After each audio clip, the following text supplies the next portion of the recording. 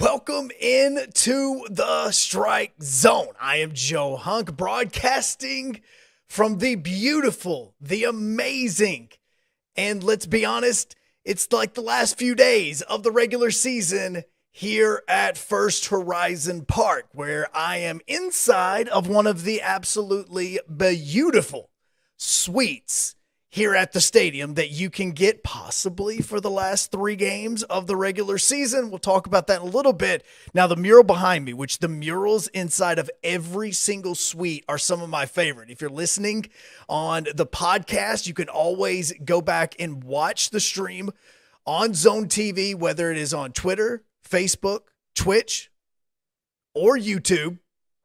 And you can see exactly what I'm talking about right now here on 104.5 The Zone.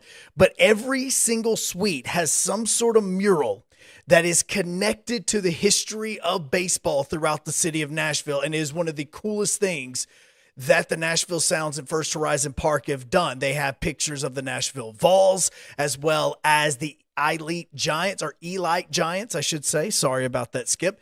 Elite Giants, as their murals are back here. But the one behind me right now, okay, well, it's kind of a weird shot just because of where the video camera is looking at. But forget that. You know those hands. You know that waist. You know that body frame. And this is going to play into something that we're going to be talking about here in just a little bit. Yes, that is George, Herman, Ruth. And those are some little kids, and actually, no, they're not little kids. They're about 18, 19-year-olds that are being taught hitting from one of the GOATs in Major League Baseball history at Sulphurdale, which is exactly where First Horizon Park is. But as we sit here today, the Braves have 13 games remaining in the regular season. They have clinched a playoff spot. So get into the chat. Shoot me a tweet at Joe Hunk. You can obviously comment below. Tell me what you think about the Braves getting that and getting into the postseason as the defending World Series champions. The other cool thing about it is that they are still just 1 game back of the New York Mets. Okay, that part's very frustrating because the Braves actually should have won yesterday afternoon, but then they made some stupid mistakes and some stupid decisions, some base running errors, and it cost them the ball game, and that's the reason why they were only able to take 2 of 3 from the Washington Nationals. Now, it doesn't mean anything because Milwaukee Brewer, former Nashville Sound, Mike Brasso hit a grand slam to help the Brewers beat the New York Mets yesterday, and it was awesome. Actually, is really much needed because the Braves totally should have beat the Nationals. So Brasso just helped out the entire Braves fan base, including those ones here in Nashville that watched him play here at the very beginning of the season. Speaking of the Sounds, okay, I'm going to go ahead and tell you this right now, okay, because the Sounds only have 3 games remaining here at First Horizon Park. It's next Monday, Tuesday, and Wednesday. We'll talk about some events that are going to be going on here at First Horizon Park on those days. But I'm going to go ahead and tell you right now. I'm going to tell you something I never thought I'd ever tell anybody. Go ahead and slide into my DMs. No, that's right. I actually have 2 pair of tickets to the regular season finale here at First Horizon Park. The way that you can win those is be one of the first 2 people to follow me on Twitter and shoot me a direct message saying that you would like to go to the game on Wednesday. Now, there's a kicker to this, so make sure that you're listening before you slide into my DMs, okay? The game is at noon, okay? It is a 12:05 first pitch right here at First Horizon Park. Final game of the regular season. Final game here at First Horizon Park of 2022, regardless as to what happens for the Sounds. Okay, so if you want to go to that game, I have 2 pairs of tickets that I'm giving away tonight here on the Strike Zone. So make sure that you follow me on Twitter at Joe Hunk. Shoot me a direct message. Let me know that you want to go to the game, and I will get back to you. And the first 2 people that do that, you've got yourself a pair of tickets to go watch the Sounds and the Redbirds. Basically, hopefully, this is the Nashville Sounds taking a victory lap, because they do not have the potential tonight, but they have the potential tomorrow to wrap up the division and go ahead and start making plans for Las Vegas. I just talked to some people in the front office. They're already making plans for Las Vegas because you have to do that sort of thing. But they're making plans to head to Vegas next week, because if you do not know how the playoffs work in AAA baseball, it's different than the rest of the minor league system, because right now, actually, AA is in the middle of their playoffs as we speak. I've actually got some friends right now in Montgomery as well as Pensacola. The Blue Wahoos and the Biscuits are playing each other in the Southern League round. But AAA is going to be different this year. So right now, the two teams that are leading the divisions for the International League are the Nashville Sounds and the Durham Bulls. The Sounds right now have a 4.5 game lead on Toledo. If the Sounds clinch, I'm just going to go ahead and say when they clinch, they will be heading to Las Vegas. And they'll be doing that next week. Travel day is going to be on Thursday. Their game is going to be on Saturday night. The reason I say their game, because the way that AAA is working this year in minor league baseball is the PCL Division Winners, the International League Division Winners, they are going to be heading to Vegas. The PCL Division Winners are going to play each other next Friday night, and the winner of that is going to go on to the National Championship game that's going to be held on Sunday in Las Vegas. The two International League Division winners, hopefully the Nashville Sounds, most likely the Durham Bulls, will play each other Saturday night in Las Vegas, and the winner of that will turn around and play the winner of the Pacific Coast League champions for the right to be the national champions of AAA baseball. So they cannot clinch tonight, but there is a potential, mathematically, that the Sounds can clinch Friday night. So that means when they come back in town to play Memphis next week, this could be a victory lap for the Sounds as they get ready for the AAA playoffs. It's going to be happening in Vegas. I've got 2 pair of tickets. If you have not followed me on Twitter, if you have not slid into my DMs just yet, go ahead and do so. The first 2 people to do so will win a pair of tickets to the season finale Wednesday afternoon here at First Horizon Park. Again, this first pitch is at 12:05. So only slide into those DMs if you want to go to the 12:05 first pitch here at First Horizon Park next Wednesday. All right. Now let's get back to the Braves. Let's talk a little bit about them, because they have clinched a postseason berth. And I am so excited that they did so. Not that they clinched a postseason berth, because we all knew that there was going to be this potential of them actually doing that based on the way the team has been playing. What I'm excited about is that there was no excitement about it. That makes me so excited, because you know what that means? That means the Braves do not care one bit about the wild card, okay? I know a lot of teams that have won the World Series just by making it in as a wild card team. You can go through the history of the wild card since it first came into existence to now, and how many wild card teams have made it to the World Series and won the World Series. Why I love the fact that they did not celebrate this is because they want that division title. They're 1 game back of the Mets. They still have the series with the Mets coming up in a few days. This season is so far from over, but it is so exciting to see that even though the Braves are in the playoffs, they're about to head into a 7-game road trip with the Phillies and the Nationals. By the way, the Phillies could be the team the Braves face in the first round if they do not get that first round bye. They're doing every bit of this, but they're still looking back. And there's only 3 home games remaining at Truist Park this regular season. September 30th, September 30th, October 1st, and October 2nd against the Mets. That could be the division right there. That is going to be an electrifying atmosphere, okay? I almost went full rock on you, but I didn't. But all I'm thinking about is how exciting this series could be, depending on how both the Braves and the Mets do going into it. Heck, there could be a potential of the Braves going a 7-game winning streak, the Mets going a 7-game losing streak, and that series doesn't even matter. It's going to matter because neither team right now feels like they want to either win or lose on different days than the other. Every day the Braves win, the Mets win. Every day the Braves lose, the Mets lose. Thank you, Mike Brasso. Every single time it happens regardless, okay?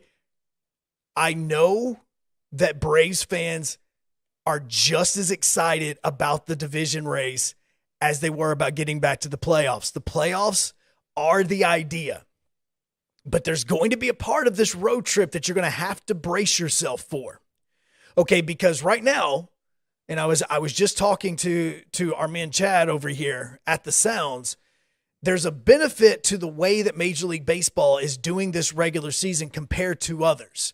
It benefits both the major leagues and it also benefits the minor leagues because right now, these rosters for the major leagues are still at your base. Okay, there is no expanded roster right now. So the reason why it's good for the major league level is because they don't have 25 extra guys, which is an exaggeration, but 25 extra guys in the locker rooms that haven't been there all season, and it's all crowded while your team is still trying to win a division title. For the minor league system, and especially somebody like the Sounds, you've gotten to keep your players all season. See, historically in minor league baseball, when September comes around, all the players that every fan has gotten used to seeing goes to the major leagues if they're in the AAA level because they're on the 40-man roster. And then you fill your roster with AA players. Well, then if the AA team is still in the playoffs, they've got to fill their rosters with single-A guys. It's a ripple-down effect. So you're going normally into the playoffs in the minor leagues, and your crowd has no clue of some of these players that are going to be playing for you. On the other hand, this season, especially with the Brewers, because this is the cool part about it. If you're a Brewers fan, a Sounds fan, and a Braves fan, you're paying attention to all three because all three right now are fighting for playoff spots. The Braves have theirs, but they want to go into the division. The Brewers are fighting for one of those wild card spots, and the Sounds are getting ready to clinch so that they can go to Vegas. What's great is that not only somebody like Mike Brasso, who started the season out here, but you've also seen relief pitchers from the Sounds that have went up to the Brewers to help. You've seen Ethan Small make some spot starts periodically, and you've seen these guys that have been up and down. Jonathan Davis, who got called up, who's back down right now for a rehab assignment for the Sounds. He's been in the Brewers organization, and now he's back down. Matter of fact, he helped the Sounds win last night, and a humongous win, by the way. But all of that is beneficial because now, if you're a Sounds fan and you're getting ready for the playoffs, whenever you're watching the playoffs on television next week, because you're going to be able to, it's going to be John Singleton that you're going to watch. It's going to be Bryce Terang. It's going to be Ethan Small pitching. It's going to be all these guys that you've seen all season long that you've made that connection with. So that's the benefit for the minor league level.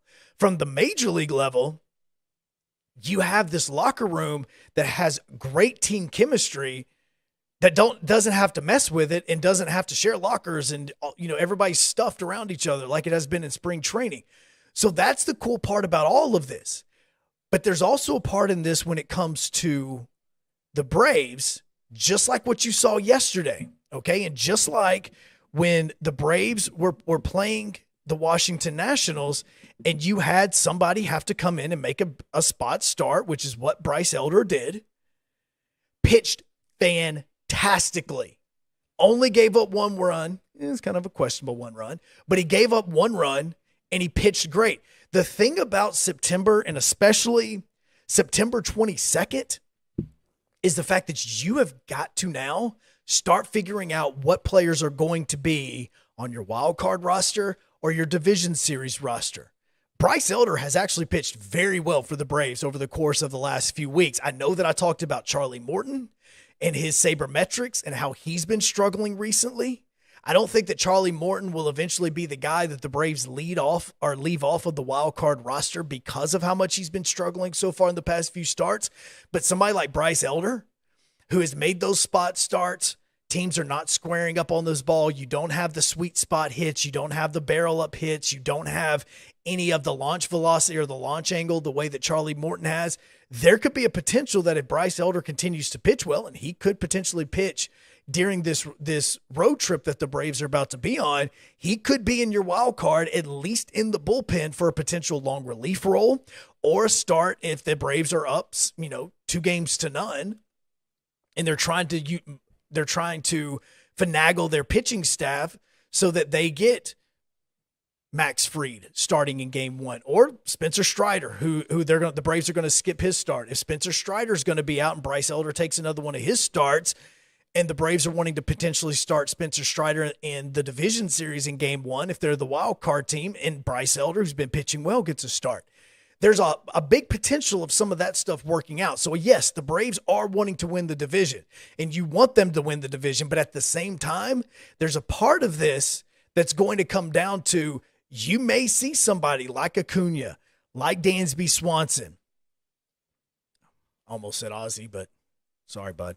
But you have all these players that potentially could take a day off that normally wouldn't, because you're trying to get them some rest, because the Braves could be going into a run that's going to be 2 or 3 more weeks in the regular season, or 2 or 3 more weeks in the playoffs, that's going to be making sure that they get that rest that they need so they can keep their legs underneath them so they can continue to play well.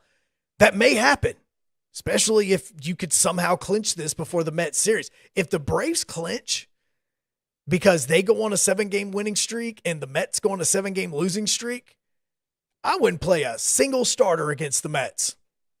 I would not care. I would be Jesse Chavez. I know you blew that game yesterday, but you go out and you pitch. You're our starter. We're going to go 7 openers right now. You pitch 2, you pitch 2, you pitch 2, you pitch 2, and if we're winning, you're finishing it off. Don't care. The odds of that happening, very little, but it could.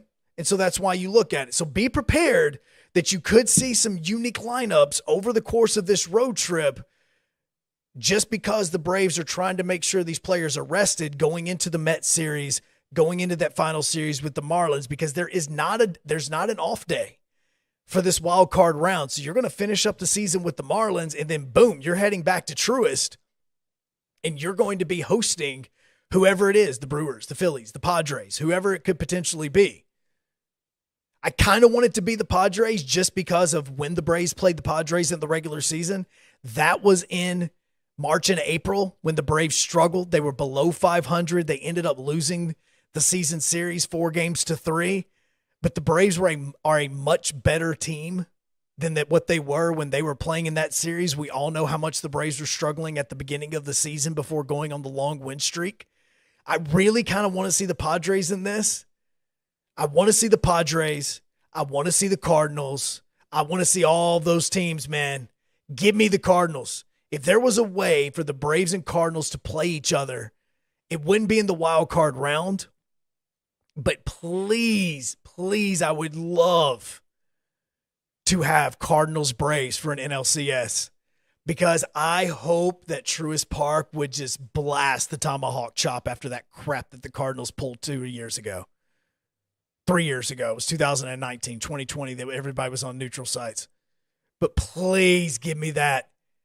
Trying to get rid of the tomahawk chop. All that was strategy. And I applaud you for using that strategy to do it. But give me the Cardinals.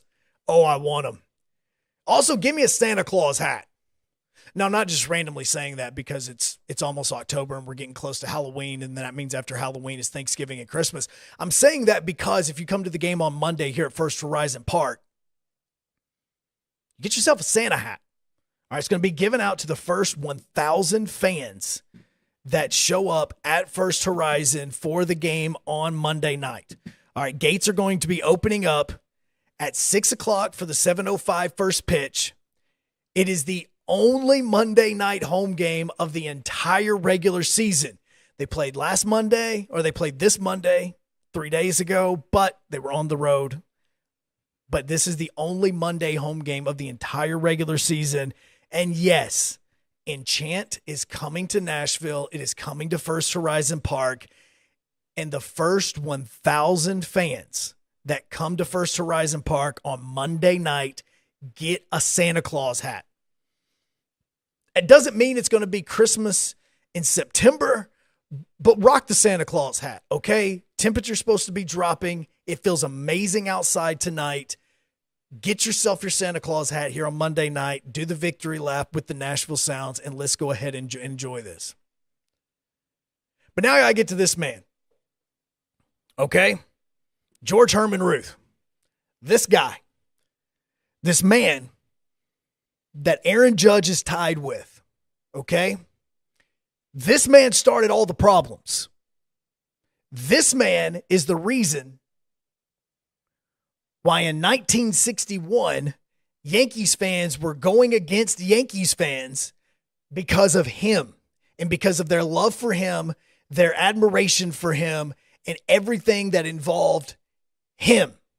I'm also trying really hard to make sure I point up here because right now, just where my head is just so strange for me, even though I'm trying to stay serious.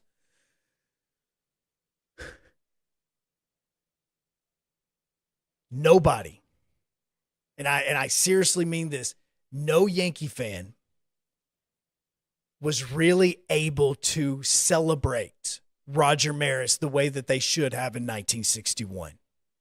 It's just like now, okay? You go around Nashville right now, you see Derrick Henry jerseys. You see Tannehill jerseys. You already see Malik jerseys. It doesn't matter what bar, what restaurant, what place, the bandbox, third and home, no matter what it is, no matter where you are, Tannehill or Malik is going to come up. There are going to be fans that are always going to be split on it. I guarantee you, here on the Strike Zone tonight, if I were to say, hey, put down in the chats real fast, which one do you want, Tannehill or Malik?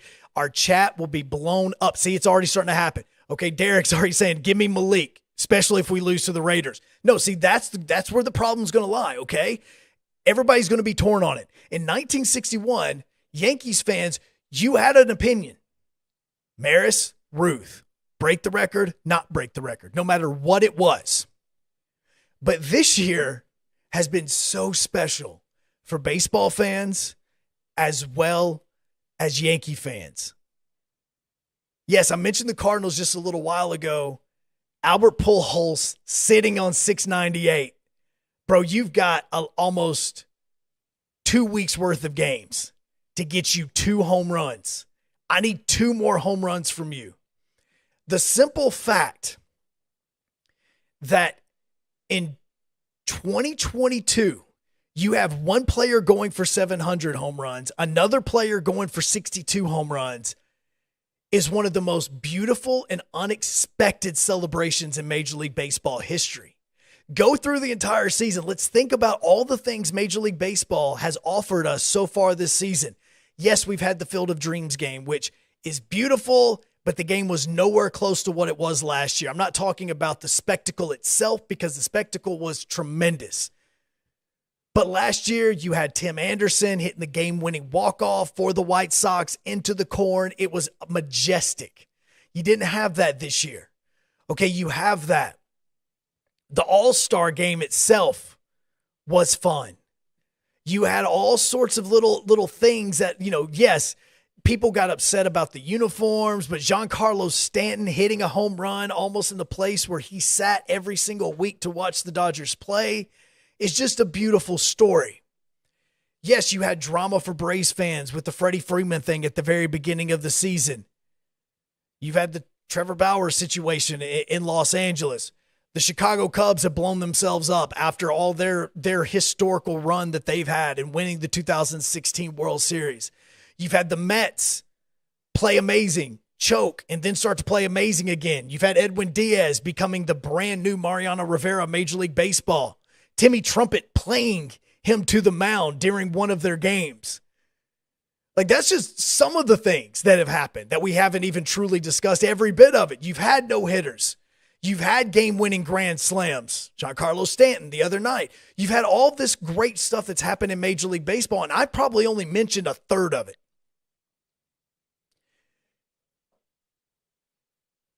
But as amazing as it has been, I feel robbed of my enjoyment of the current state of Major League Baseball. And this is the very first time that I have ever felt this way. Because as a kid growing up in the 90s, growing up in Huntsville, knowing about Jose Canseco, knowing about Mark McGwire, seeing them play in Huntsville in the 80s when they started to bulk up, now I know why. Seeing all of that and going into the 90s, the great run that the Atlanta Braves were on. What happened in 98? Trust me, I was there in 94. I was in Atlanta in 94. I was in Atlanta in 94 with tickets to an Atlanta Braves game on August 12th, 1994.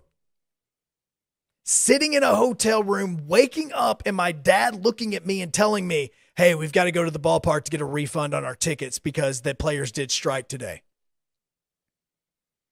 I wasn't just sitting at the house playing video games or sitting somewhere in school. No. I was in Atlanta on August 12th, 1994, about to go to Fulton County Stadium for a baseball game, and did it.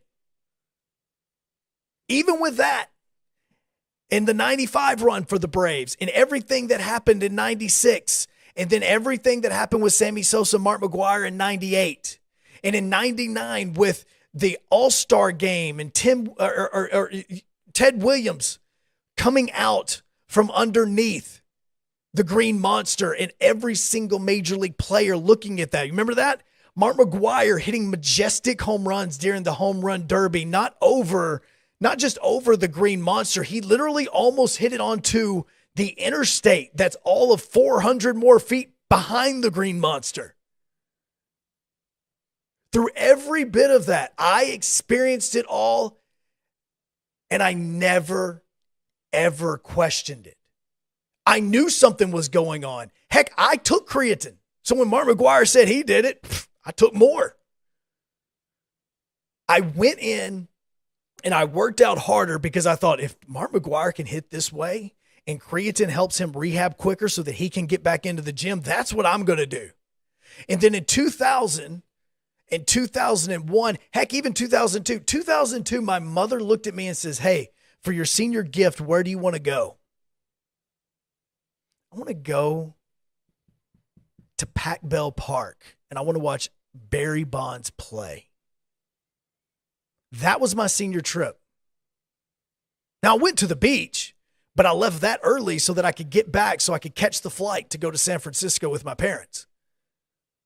And I went and watched Barry Bonds play the year after he hit 73. And I knew what was going on. I knew. I get to college. Last game of the regular season. Last series of the regular season. Before we hop on the bus to go, I had 6 teammates come up to me, give me a hug, said, bro, it's been real, man. I love you, but I got to go. Bus is right there, bro. What you mean? No, man. Just failed my drug test. I'm out. We got on a bus, went on our final road trip of the regular season without 6 of our starters because they all failed drug tests.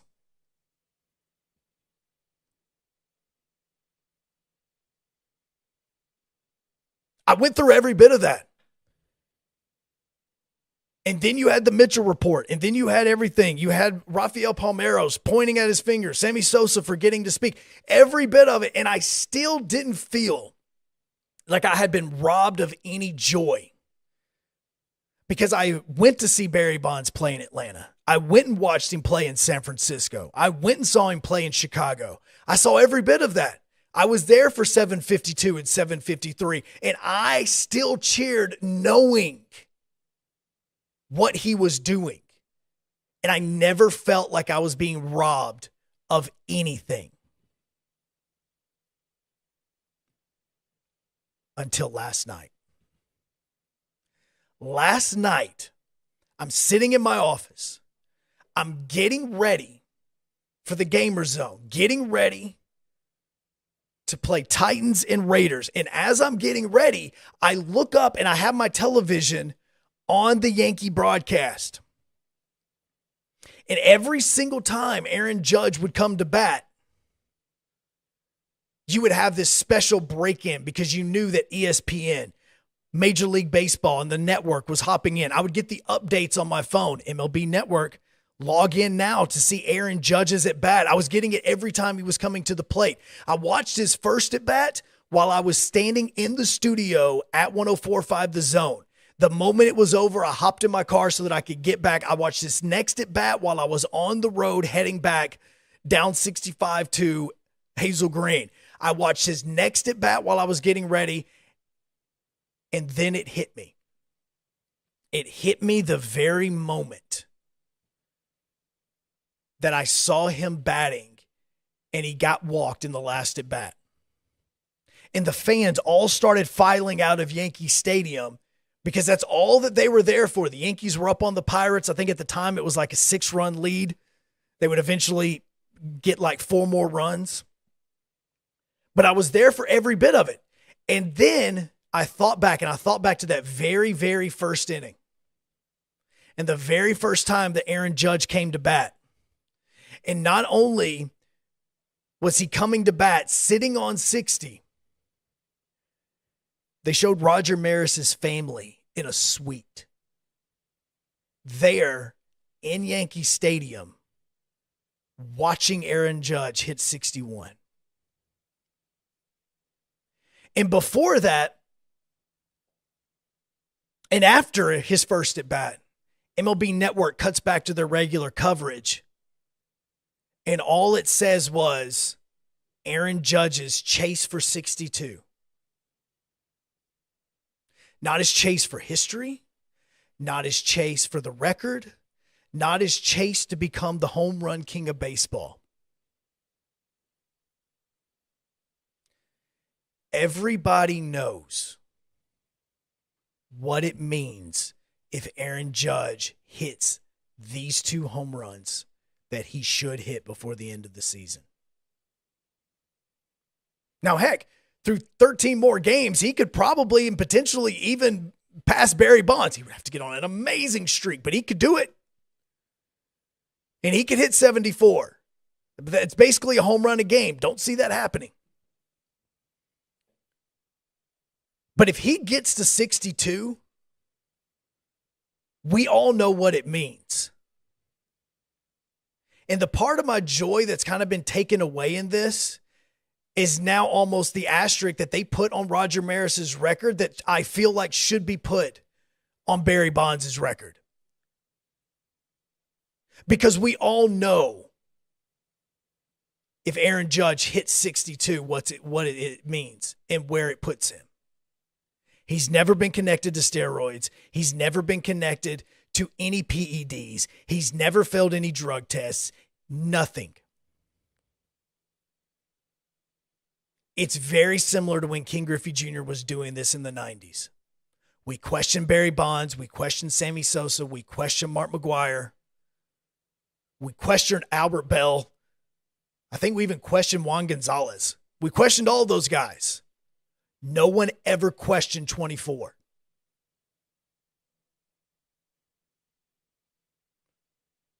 Roger Maris's family was flown to St. Louis in 1998 to watch Mark McGwire break their father's record, their husband's record, their grandfather's record. And we now all know why and how he did it. You think that that family isn't sitting up there now and isn't sitting at Yankee Stadium watching Aaron Judge hit because they know that this is the moment that should have really been happening and it should be celebrated the exact same way, if not more than what happened in 1998? Even MLB Network can't say what they want to say, so they have to word it differently so that we all know what's happening. The chase, and they're having to call it the chase to become the Yankee home run king. Well, that's because Roger Maris is the home run king for the Yankees.